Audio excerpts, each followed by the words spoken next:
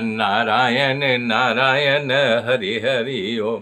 श्रीमन्नारायण नारायण हरि हरि ओम। श्रीमन्नारायण नारायण हरि हरि ओम। श्रीमन्नारायण नारायण हरि हरि ओम।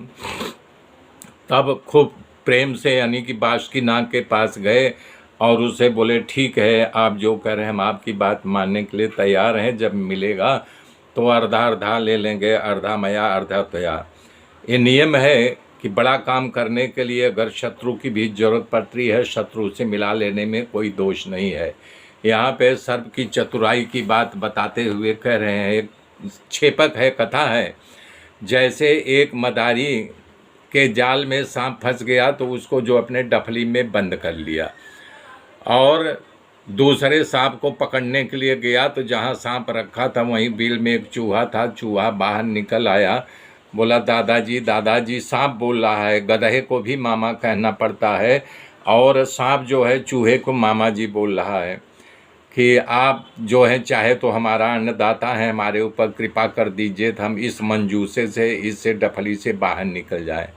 चूहा बोला हमें क्या करना पड़ेगा? बोले आप तो बहुत पुरुषार्थी हो, बड़े बड़े काम किए हो, बड़े बड़े धरती को छेद करके बिल बना करके इस पार से उस पार जाते हो, मुझे इस मंजूसा से एक छेद बना दो, मैं बाहर निकल आऊँ। चूहा तो फूल के कुप्पा हो गया, बड़ाई सुन करके बोला कोई बात नहीं, घबराओ नहीं। और डफली को अपने दांतों से कुरुदने लगा, कुरुदते कुरुदते छेद बन गया। जैसे वो बाहर निकला, सर्प पहले सबसे पहले मूसा को खा गया।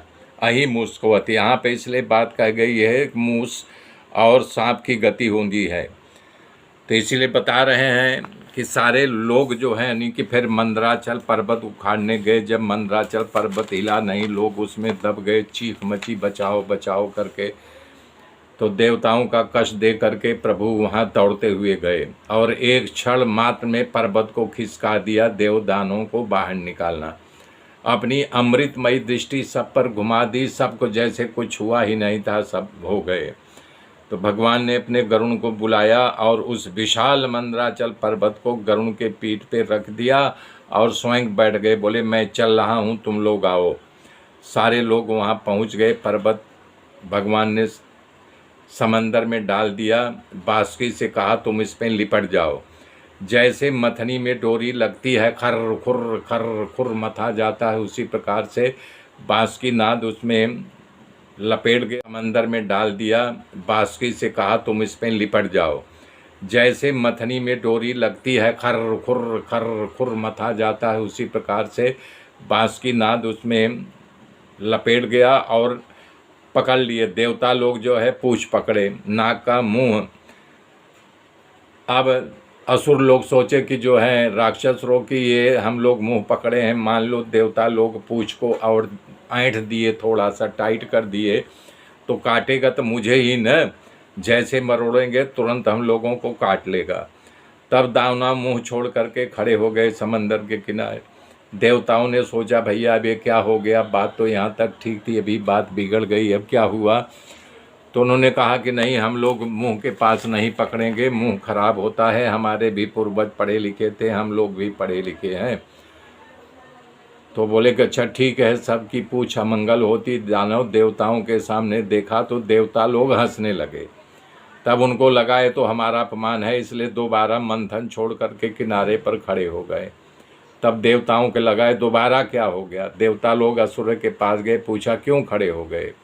तब दानव ने कहा ये पूंछ का सांप अशुभ अंग कहा जाता है, हम लोग नहीं पकड़ेंगे।